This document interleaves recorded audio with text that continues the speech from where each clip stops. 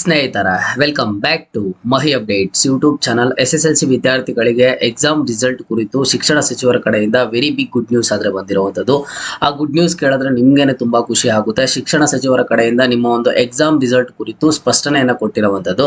So ಒಂದು Hindi subject ಬಗ್ಗೆ ಆಗಿರ್ಬೋದು ಅಂಡ್ ಹಾಗೇನು ಸಹ ನಿಮ್ಗೆ ನಿಮ್ಮ ಒಂದು ರಿಸಲ್ಟ್ ಕುರಿತು ಶಿಕ್ಷಣ ಸಚಿವರು ಕೊಟ್ಟಿರುವಂತಹ ಸ್ಪಷ್ಟನೆ ಬಗ್ಗೆ ಇವತ್ತಿನ ಈ ವಿಡಿಯೋದಲ್ಲಿ ತಿಳಿಸ್ಕೊಡ್ತೀನಿ. ವಿಡಿಯೋ ಖಂಡಿತವಾಗ್ಲೂ ಹೆಲ್ಪ್ ಆಗುತ್ತೆ. ವಿಡಿಯೋನ ಕೊನೆಯವರೆಗೂ ನೋಡಿ ಅಂಡ್ ಹಾಗೇನು ಚಾನಲ್ಗೆ ಲೈಕ್ ಸಬ್ಸ್ಕ್ರೈಬ್ ಅನ್ನ ಮಾಡ್ಕೊಳ್ಳಿ.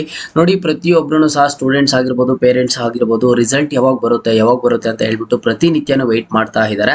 ಯಾಕಂತ ಅಂದ್ರೆ ಈಗ ರಿಸಲ್ಟ್ ಜೊತೆಗೆ ರಿಸಲ್ಟ್ ಯಾಕೆ ಡಿಲೇ ಆಗ್ತಿದೆ ಅನ್ನುವಂಥದ್ದು ನಿಮ್ಮ ಒಂದು ಮೈಂಡ್ ಅಲ್ಲಿ ಬಂದಿರುವಂತದ್ದು. ನಿಮ್ಗೆಲ್ಲ ಗೊತ್ತಿರೋ ಹಾಗೆ ಈ ಒಂದು ಹಿಂದಿ ಸಬ್ಜೆಕ್ಟ್ ಕುರಿತು ಕೋರ್ಟ್ ಅಲ್ಲಿ ಬಂದ್ಬಿಟ್ಟು ಇದ್ರ ಬಗ್ಗೆ ವಿಚಾರಣೆ ಆದ್ರೆ ನಡೀತಿತ್ತಲ್ವಾ. ಒಂದ್ಸಲಿ ವಿಚಾರಣೆ ಆಯ್ತು, ಅದಾದ್ಮೇಲೆ ನೆಕ್ಸ್ಟ್ ಕೋರ್ಟ್ ಅವರು ಹೇಳ್ತಾರೆ ಇಲ್ಲ ಈ ಒಂದು ಹಿಂದಿ ಸಬ್ಜೆಕ್ಟ್ಗೆ ಈ ವರ್ಷ ಮಾರ್ಕ್ಸ್ ಅನ್ನೇ ಕೊಡಿ, ಗ್ರೇಡ್ ಏನ್ ಬೇಡ ಮಾರ್ಕ್ಸ್ ಅನ್ನೇ ಕೊಡಿ ಅಂತ ಹೇಳ್ತಾರೆ.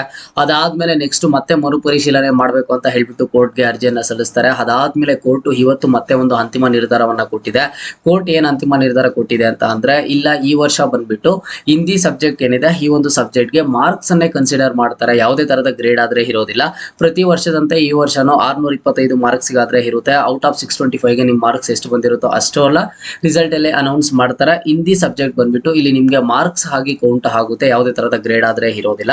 ಸೊ ಹೈಕೋರ್ಟ್ ಇಲ್ಲಿ ಬಂದ್ಬಿಟ್ಟು ನೀಟಾಗಿ ಹೇಳಿದೆ ಅಂತ ಏನಂತ ಅಂದ್ರೆ, ಈ ವರ್ಷ ಬಂದ್ಬಿಟ್ಟು ಏನೇ ಆಗ್ಲಿ ಮಾರ್ಕ್ಸ್ ಅನ್ನ ಕೊಡಿ ಹಿಂದಿ ಸಬ್ಜೆಕ್ಟ್ಗೆ, ಮುಂದಿನ ವರ್ಷ ಬೇಕಿದ್ರೆ ನೀವೇನಾದ್ರೂ ಮಾಡ್ಕೊಳ್ಳಿ ಅಂತ ಹೇಳ್ಬಿಟ್ಟು ಶಿಕ್ಷಣ ಸಚಿವರೇ ಹೇಳಿದ್ದಾರೆ. ಸ್ವತಃ ಶಿಕ್ಷಣ ಸಚಿವರೇ ಕೋರ್ಟ್ ಕಡೆಯಿಂದ ನಮ್ಗೆ ಈ ರೀತಿ ಆದೇಶ ಬಂದಿದೆ ಅಂತ ಹೇಳ್ಬಿಟ್ಟು. ಅಂಡ್ ಈಗ ಶಿಕ್ಷಣ ಸಚಿವರು ಏನ್ ಕೊಟ್ಟಿದ್ದಾರೆ ಗುಡ್ ನ್ಯೂಸ್ ಅಂತ ಅಂದ್ರೆ, ಇಲ್ಲಿ ಮಕ್ಕಳಿಗೆ ಅಂಡ್ ಆಗಿರೋ ಸಹ ಪೋಷಕರಿಗೆ ಯಾರೂ ಎದುರುವಂತ ಅವಶ್ಯಕತೆ ಇಲ್ಲ. ಈ ಒಂದು ವಿಚಾರ ಕುರಿತು ಇಲ್ಲಿ ನಿಮ್ಮ ಒಂದು ರಿಸಲ್ಟ್ ಅನ್ನುವಂಥದ್ದು ತುಂಬಾ ವಿಳಂಬ ಆಗೋದಿಲ್ಲ, ಲೇಟ್ ಆದ್ರೆ ಆಗೋದಿಲ್ಲ. ಆದಷ್ಟು ಬೇಗ ರಿಸಲ್ಟ್ ಅನ್ನ ಅನೌನ್ಸ್ ಮಾಡ್ತೀವಿ.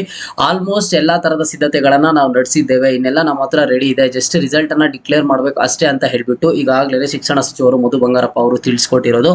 ಇದು ಸ್ಟೂಡೆಂಟ್ಸ್ಗೆ ಗುಡ್ ನ್ಯೂಸ್ ಅಂತಾನೆ ಹೇಳ್ಬೋದು. ಯಾಕಂತಂದ್ರೆ ಸಾಕಷ್ಟು ಜನ ಏಪ್ರಿಲ್ ಅಲ್ಲಿ ರಿಸಲ್ಟ್ ಬರುತ್ತೋ ಇಲ್ವೋ ಅಂತ ಅನ್ಕೊಂಡಿದ್ರು. ಇನ್ ಕೆಲವೊಂದಿಷ್ಟು ಜನ ರಿಸಲ್ಟ್ ನಮ್ಗೆ ಯಾವಾಗ ಸಿಗುತ್ತೋ ಏನೋ, ತುಂಬಾ ಡಿಲೇ ಆಗುತ್ತೇನೋ ಈ ಒಂದು ಕೋರ್ಟ್ ವಿಚಾರವಾಗಿ, ಈ ಒಂದು ಹಿಂದಿ ಸಬ್ಜೆಕ್ಟ್ ವಿಚಾರವಾಗಿ ಅಂತ ಅನ್ಕೊಂಡಿದ್ರು.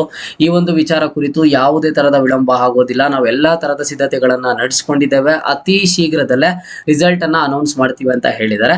ಜೊತೆಗೆ ಇದೇ ಒಂದು ದಿನಾಂಕಕ್ಕೆ ಕೊಡ್ತೀವಿ ಅಂತ ಹೇಳ್ಬಿಟ್ಟು ಯಾಕೆ ಹೇಳಿಲ್ಲ ಅಂತ ಅಂದ್ರೆ, ಈಗ ಇವತ್ತು ಕೋರ್ಟ್ ಕಡೆಯಿಂದ ಆದೇಶ ಬಂದಿರುವಂತದ್ದು ಹಿಂದಿ ಸಬ್ಜೆಕ್ಟ್ಗೆ ಮಾರ್ಕ್ಸ್ ಅನ್ನ ಕೊಡಿ, ಯಾವುದೇ ತರದ ಗ್ರೇಡ್ ಬೇಡ ಅಂತ ಹೇಳಿ.